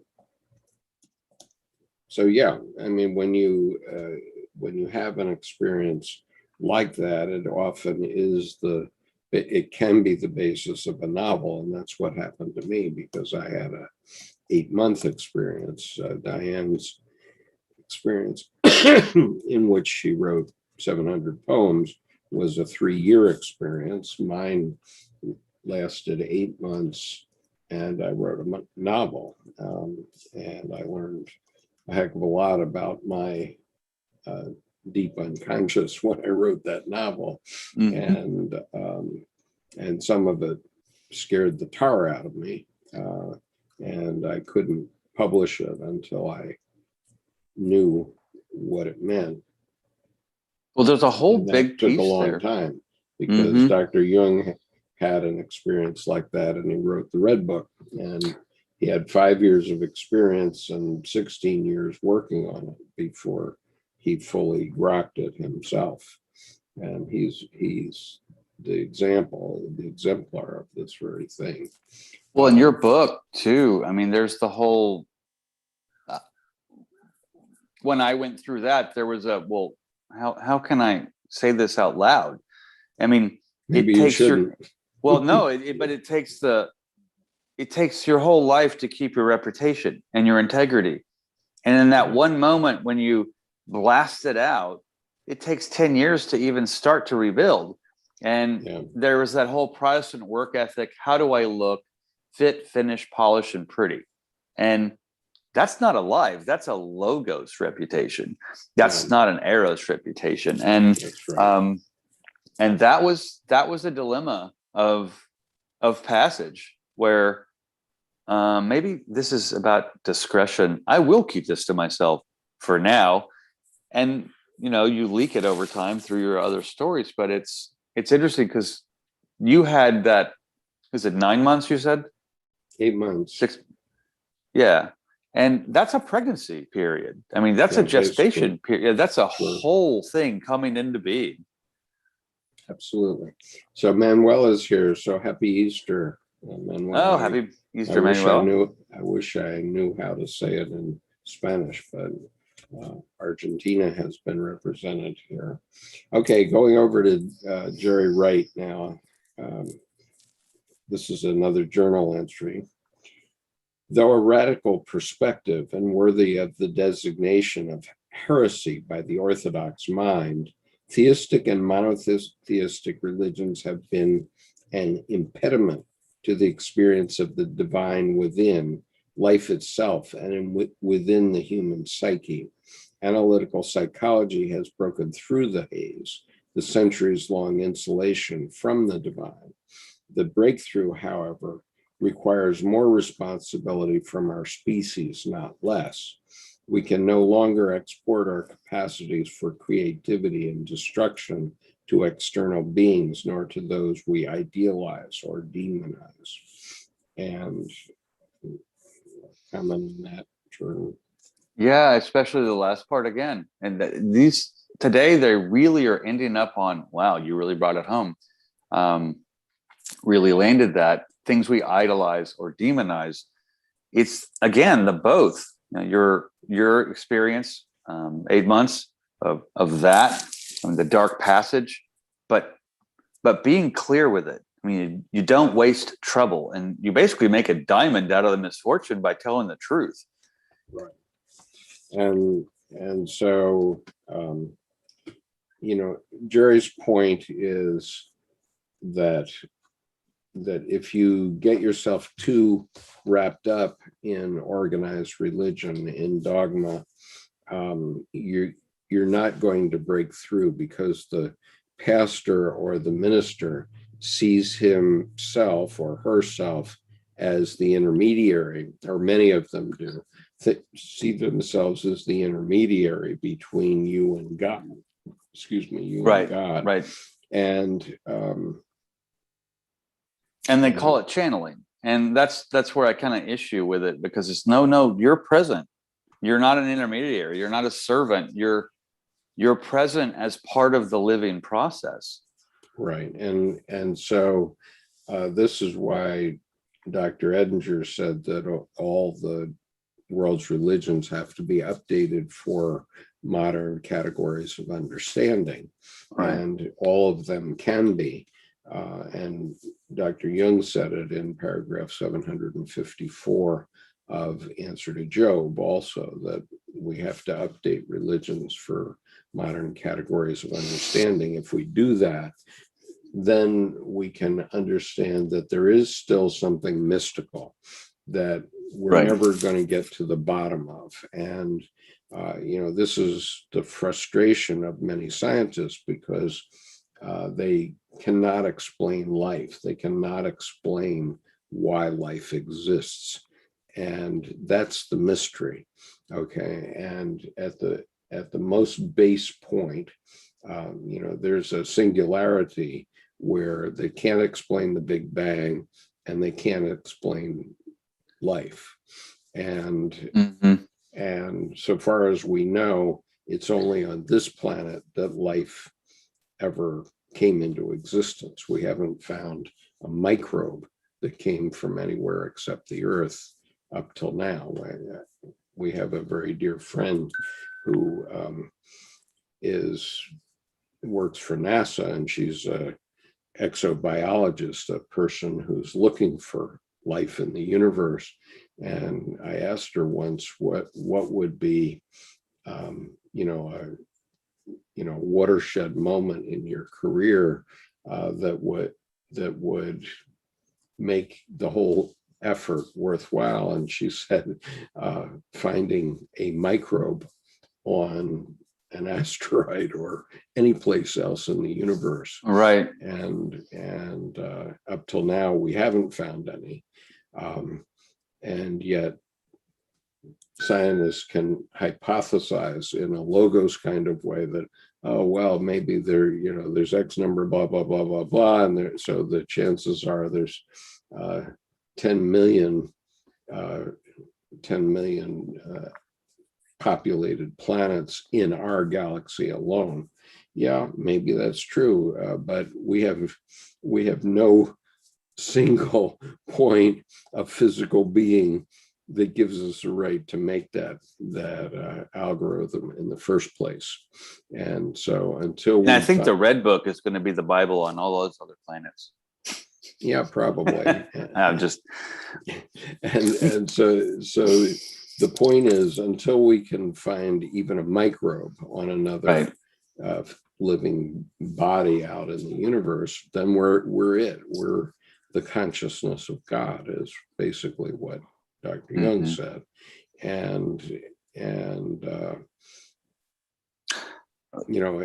his point that he made in Memories, Dreams, Reflections is that he climbed up on Mount Elgon and looked down on the herds of different creatures that were down in the valley, and they were flowing like a river.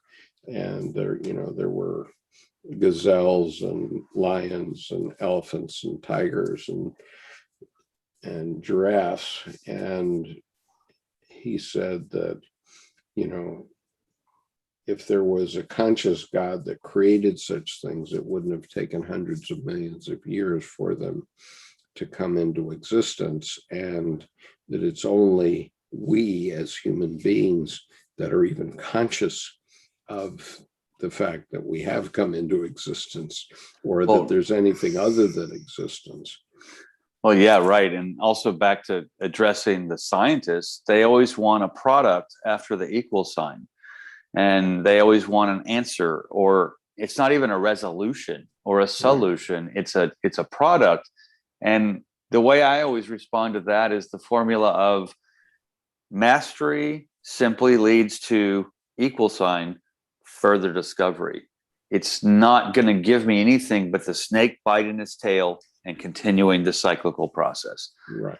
Okay. And so I want to get into okay, so Manuela says happy Easter would be Feliz Pascuas. Pascuas. I can't pronounce it. Pascuas. Pascuas. Okay. Pascuas is Pascuas. Yeah, Pasquas. Is that? Yeah, Feliz Pascuas. Yeah. Okay. So yeah. So you're the Southeasterner or Westerner. You might have experienced it in Spanish, which I did not. Well, and also in the Southwest, there's Feliz Navidad, but there's also fleas on the dog. Is the misinterpretation of it. So, yeah.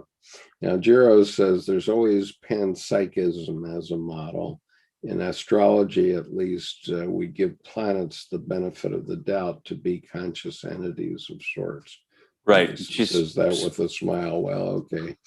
Well, and that's the conscious entities of sorts, astrologically. I mean, in astrology, we attach myths. I mean, Jupiter, Uranus, Saturn, Kronos, they're actually given personified characters via mythology. So yeah, that's a really good point. by mythology, but these are all constellations in the human mind. They are not, you're not going to find whatever in astrology if you go out there in the universe. Actually, I would beg to differ, because I think the question of what happens to astrology if there's no sky, then you find the orbits within. Because to me, they're the same. Well, that's what I'm saying. You find the orbits within. And to me, they both mirror. And that's to me why astrology really works, is it gives you an outside perspective to look within differently, further, and more depthfully. Right. Okay. I want to get through one more of Diane's pages here. So I'm reading from The Unseen Partner, Love and Longing in the Unconscious, which I consider, an example of the types of experiences that you have to have in order to be individuated. Now, whether this is a primer on it, I say it's a primer because it's a primer in the sense that this is how these experiences come, or an example of how they come. Dr. Jung's Red Book is an example of how they come. My novel is an example of how they come, but by experiencing these mystical things, one appreciates that and can know the divine, literally the divine.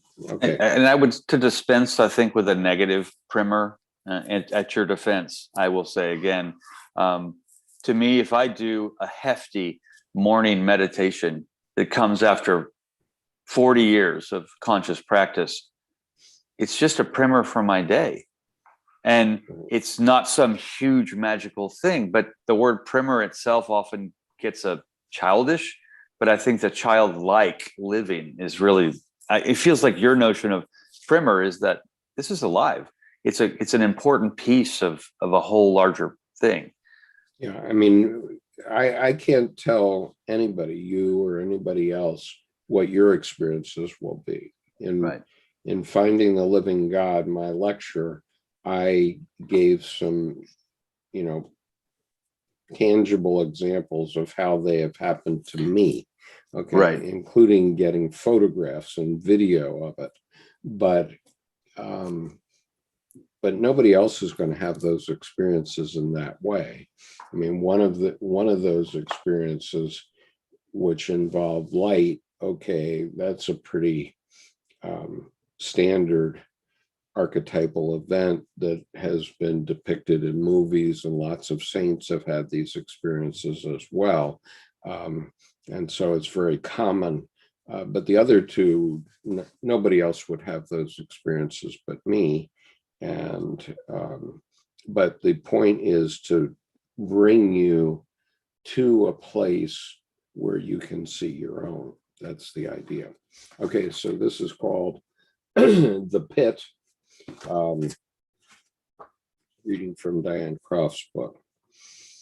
I shall go mad with this yet. Yesterday, I saw the flicker of light, casting its ray, defining the depth of this hole, where I stand near enough to drop, trying to look skyward rather than down, knowing the abyss waits, ready to catch me, hold me in its womb.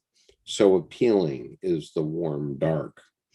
And the image here is the great day of his wrath, and it was painted in 1851 to 1853 by John Martin of England. And it's at the Tate Museum in London. The quote, "At the edge of the pit, he holds him back alive and stops him from crossing the river of death." And this is from Job 33, 15 to 18. Then Diane's commentary, The Pit. I understand this poem to mean that there are life-saving energies in the unconscious, the pit, but you don't want to drown in them. This is the eternal womb of the devouring mother. or the nourishing mother, depending on your attitude toward it and hers toward you. When the psyche is wounded, as mine obviously was, it is precisely through that hole that the healing or destructive energies of the unconscious can pour through. Edinger explains, a kind of hole is left in the psyche through which emerge the powerful archetypal contents of the collective unconscious, causing disorientation and loss of relation to external reality. If, however, the ego can survive this danger, the hole in the psyche becomes a window providing insights into the depths of being. Here is a poem from that time. These are the choices. You can stand back from the edge, comfortably on the bank, never knowing the depths of your being, or you can stand on the very edge precariously at a constant balancing act, nervously awaiting the outcome, or you can jump. Yeah, that's very powerful. Let me read that for you once more. These are the choices. You can stand back from the edge comfortably on the bank, never knowing the depths of your being, or you can stand on the very edge precariously, a constant balancing act, nervously awaiting the outcome, or you can jump. So many parts of my life where this applies. Right. Absolutely. Yuan just let me know. She's like, you were talking, but you're muted. When you finished that, there was so much of, Debbie's The Disappearing Path, or you can jump. I mean, that's such a. Okay, let me go back and read Diane's poem again.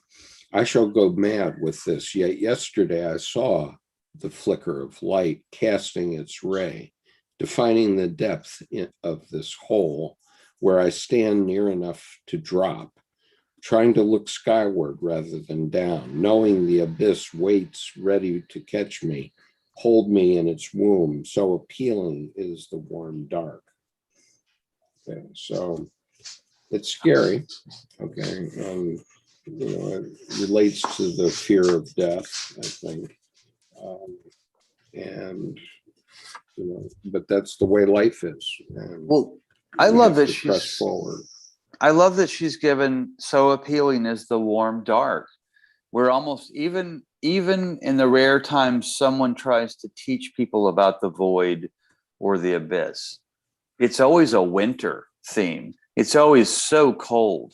It's always so dissolving. It's always so not natural, poisonous. Stay away from that. Be careful. And here, she relates it to the womb. And that is such a powerful attribution. And actually, to me, rather than attribution, I think just acknowledgement. And what comes to my mind often is images from movies, because I've seen so many movies, and right. And I find that I've memorized the dialogue, and I didn't consciously memorize the dialogue, but nonetheless I have done. And in the movie Patton, there's a scene where General Patton is going through a hospital, and he finds a man who is afraid. He's cowering and shivering, and he hits him. And of course, Patton gets in big trouble for that, because this incident was then reported back, and he got into huge trouble for hitting this soldier. But what he says to the soldier is, you're nothing but a coward. You're going up to the front, and you might die or you might survive, but you're going to the action. And the point is that we all have to go to the action. And right. Even if you cower you're not going to escape it. and Yeah, so, life is fatal. Life tends right, to be yeah, fatal. life is fatal. Right. None of us are getting out alive. Right. And so we have to go out and live our lives. And Right. so if you're living in your mother's basement, I urge you to figure out what you're going to do next. And if you really can't find a way, go join the Marines. They'll build you up. Right. As they say, the Marine Corps builds men. It also Well, builds women, and there are many women too, right? very capable women Marines. Well, the whole thing about, to me too, if you say the whole idea of living in your mom's basement, that whole Oedipal thing, it's not sex with a mom. It's just simply not flapping your wings and leaving home. And that basement, that underworld under the house becomes womb number 2. It's like you've withdrawn back into the coral shell. And it's like, it's fine to stay there in the basement on the weekend when you're visiting from across town or across the world or country. But when you're staying there, literally living there, it's kind of dangerous, because I don't think you can actually self-actualize in a way where you own how unsafe life is. Now, so I want to say happy Easter to Penelope and also to Mistel. Mistel makes an interesting point. It would indicate that the only viable relationship in your life is that with your creator. And actually, that's absolutely true. You're never going to escape that. Right. And by creator here, I would say that's the self, because, like an acorn knows how to become an oak tree, and it knows how to become the specific oak tree that it is planted in this specific location, and knows how to interact with that, with the environment that it finds itself living in throughout its life. And so every oak tree is an oak tree, but every oak tree is different, and you just have to find out what kind of an oak tree you are.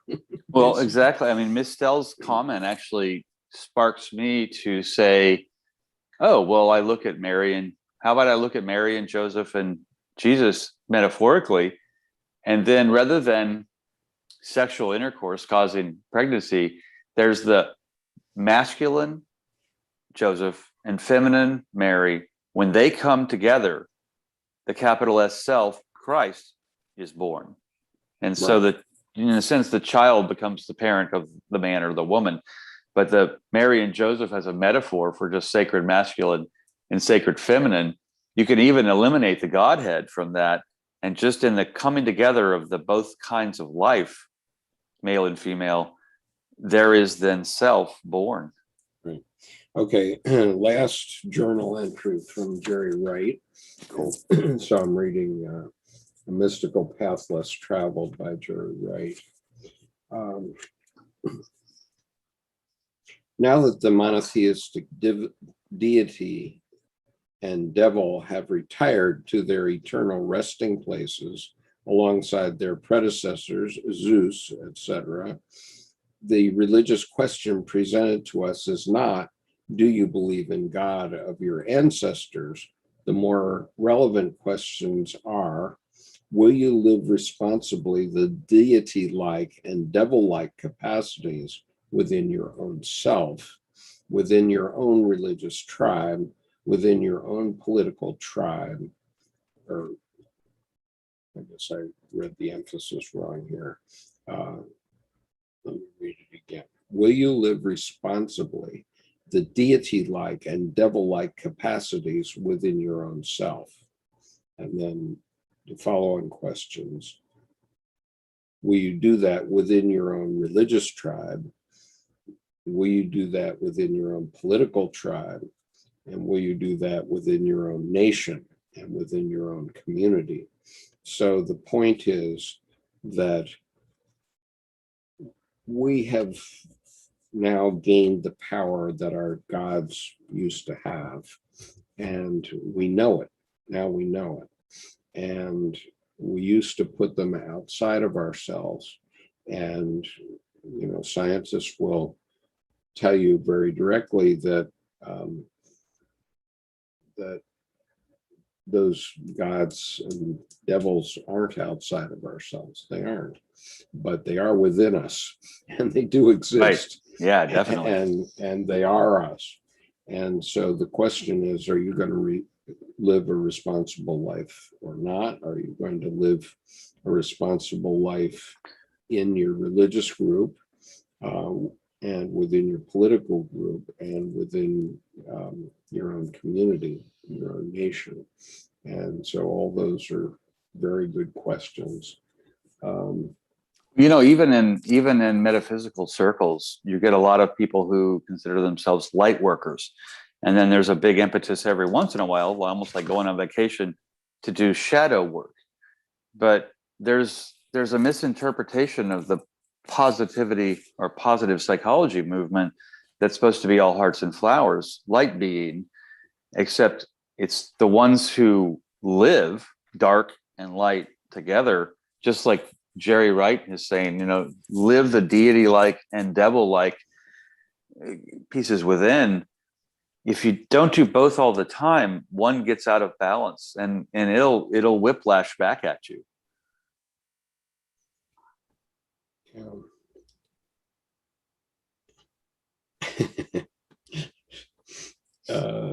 What do you have there? So I'm just looking at a note that I have at the beginning of this book that I made during a conversation with my wife, because a couple of weeks back, Pope Francis said that, if you're LGBTQ, you can't get married in the church. And my wife's comment was, change is coming, LGBTQ in the Roman Catholic Church. Nice. It's funny. He kind of reminds me of my dad. Someone said, they won't allow you to get married in the church. He goes, well, then go get married in the park. And just like wash that right out. I like Debbie's quote there. So, I want to conclude this by saying that, it's Easter and Christ is risen. But we have to understand what that means. And we've been fed a story by our religions, all of our Abrahamic religions, that goes back 3,500 years. And now we are godlike in the sense that all of us, everybody in the world, has access to the internet. So we have access to all the information in the world. And we have to understand these stories in the context of our lives. And, if we do that, then they are still divine, and they are a part of living, and they will help us live our lives. And the organized religions provide a lot of very valuable parts to our lives all over the world, regardless of which one it is. And so we can't turn our back on those things simply because they aren't in the physical world. They aren't, but they are in our psyche. And as Dr. Jung spent his whole life demonstrating, the psyche is real. And as he pointed out in paragraph 751 of Answer to Job, if that weren't so, then it would have been the uranium itself, or the laboratory equipment, which created the atom bomb. But neither uranium nor the laboratory equipment created the atom bomb. We did. Okay, Right. so we are the force there, and that force is the human psyche. And so we now have a godlike power that we can destroy ourselves from top to bottom. And even though you may live in a world where you don't have an atomic bomb handy to you, you know, we all can destroy our lives one way or another by, you know, not following the 10 Commandments, for example, you know, or by living an adulterous life. All those things can cause huge trials and tribulations in our lives. And so we have to live our lives responsibly. And I think that, you know, my responsible reaction is that we do have these eros related events that occur to us, as they did to Diane, and she shared with us. And we all have those, and we all have to experience them and understand them, put them in context. And you know, our religions have gotten to the point where they're sclerotic. They can't keep up with the human psyche, and so they become that's a very great rigid. word. Yeah, what, keep up? No, the sclerotic, because like Yeah. multiple sclerosis, the muscles are not able to conjoin in a unified and mobile way. Right. The sclerotic. So they were fine when it was early Iron Age men and women, but today we've developed past that, and so we have to start understanding that the logos, words on a page, even Diane's book as a book, this is logos. Okay, it can only bring you up to the experience. It can't give you the experience that Diane had. What it does is it shows you with many different facets what the experience is like. And Jerry's book, even though it has poetry in it, as poetry, that's eros. But as words on a page, even poems are not eros. It's only when the poem lands with you that it's eros. And so just think about this. Everything in the room where you sit is the result of the psyche. Okay, everything first emerged in the psyche, but everything that is solid is logos. But life itself, our life, the chaos of life, and everything about life that you can't identify, that's eros. And so we are physically eros. We live our lives in the eros, not in the logos. The logos can teach us how we live in the 21st century and what the basics of what we need to know, but it doesn't create your life. You create your own life. And Jesus Christ created his own life and lived it fully. And he demonstrated that he was literally the God man by saying, "My Father, why have you forsaken me?" He said that on the cross, and that was the man in him speaking. But the divine in him recognized that what he had to do was what he in fact did do. And he had doubts about it in Gethsemane the night before, and he was visited by an angel 3 different times in that night. And still he did what he knew he had to do. And each of us has to do what we have to do.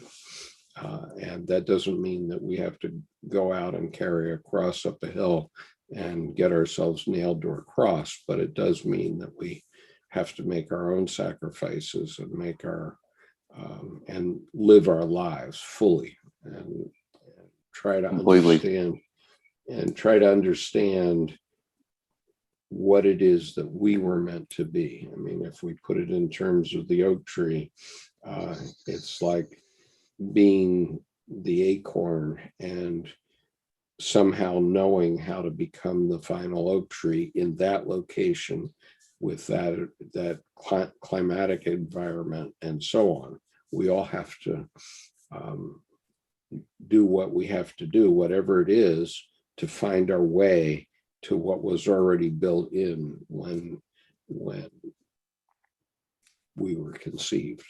Okay. Right. And speaking of the acorn too, I just had a really short prayer poem dump out of me that I just planted like an acorn in the chat as kind of an Easter gesture of gratitude to everyone who's been here on the panel and on YouTube today, to share out the Happy Easter Ostara with everyone to plant a seed there, with just those short five lines and several few words.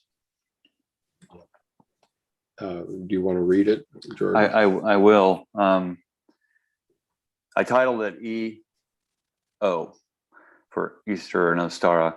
Here on Easter, each in our own Ostaras, may we each rise to constellate in our resurrections, as only we each can, in each of our divine ways. Yeah, absolutely. That summarizes it. Nothing more can be said. So this has been the fourth week of reading The Unseen Partner by Diane Croft.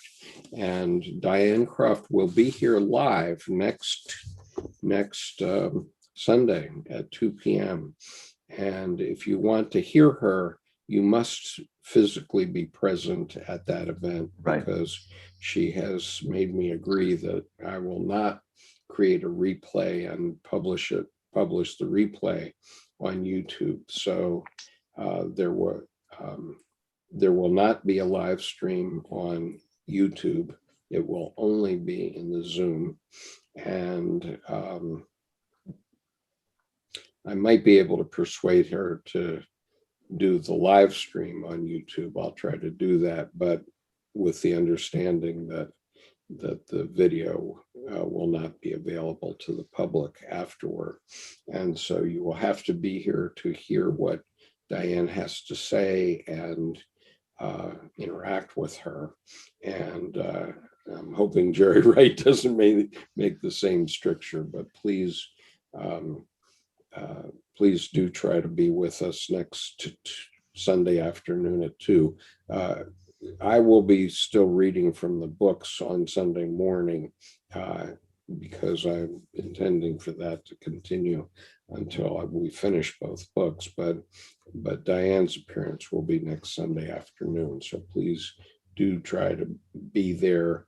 And if you're on the YouTube chat, go to the top of the chat and let's see if I still have it in my clipboard. I might have.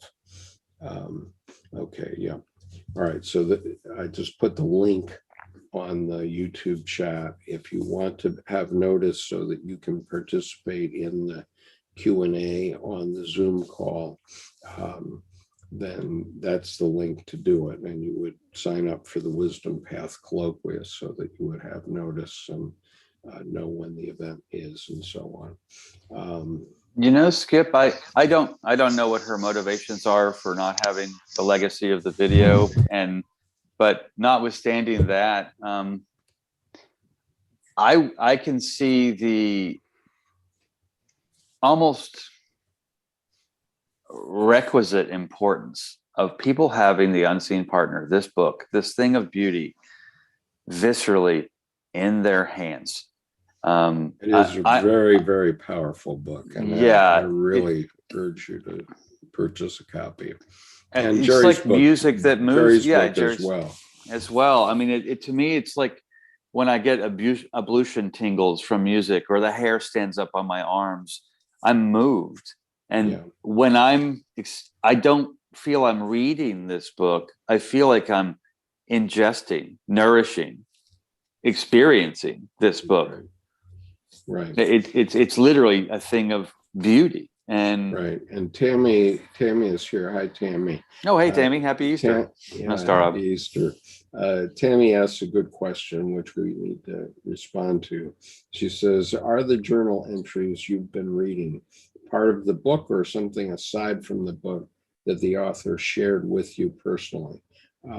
Tammy, they are part of the book. And so there's, this book is constructed in two, well, let's say three different ways. There's an introduction where Jerry says what he's about. Then there are poems, which only Jerry wants to read, which is fine. Jerry is the person who experienced the poems and can probably express them the best. And then there are prose sections, which are journal entries. And those Jerry has agreed that I can read. And so I've been reading Jerry's journal entries that are part of this book. And so I urge you to find it. It's published by Chiron Publications, A Mystical Path Less Traveled, Jungian Psychological Perspective by Jerry Wright, published by Chiron Publications. I hope you'll buy it directly from Chiron. And Diane's book, The Unseen Partner, Love and Longing in the Unconscious by Diane Croft. This book can be bought directly from Diane's website at theunseenpartner.com. And so in both cases, I hope you'll buy those books from their websites, but if not, they're also available on Amazon. So both of them so well worth it. And I'm moved to say that The Unseen Partner to me it's moved into my top three of some of the most viscerally beautiful book experiences I've had. That goes with the Red Book, and then to me, The Temple and Man. And she just knocked into the top two to make it a top three. Yep. So it's a very powerful book, and it has certainly touched me far more than the Bible ever did, although, the Bible has had its moments too, but I find this is a more direct way to get to some of the same ideas that are expressed in the Bible. So anyway. I kind of joked with myself yesterday that, Diane Croft, The Unseen Partner, that's how to read the Bible literally. Okay, so peace, everyone. Have a happy Easter. Go spend time with your families. That's what it's all about. So definitely. Take care. And